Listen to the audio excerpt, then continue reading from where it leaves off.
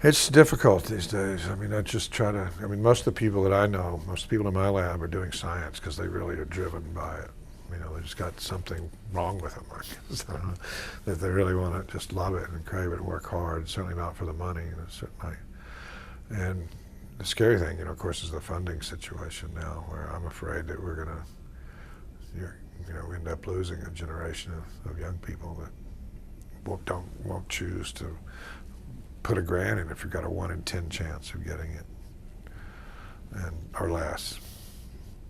And then they take 30% off administratively if you get that, so it's just becoming tough. So I try to not talk about that very much, first of all, to my students, because I don't want them to be thinking of the bummer, all the time. But on the other hand, I try to give them a good place to work and have them realize just the joy of knowing something, of learning how things work. I think that's why most people that are in science, particularly successful ones, are in it. I mean, it's because people can talk about, a lot of ways with the high notions, idealism and everything, but I think deep down, most people that are in science do it because they would like to be the first person in a planet that really knows something.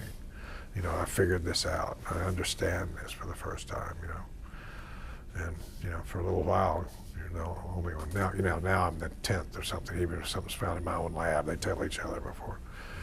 But I think that's what drives it. But also I think that people are beginning to see that, you do have an obligation to do things that help society.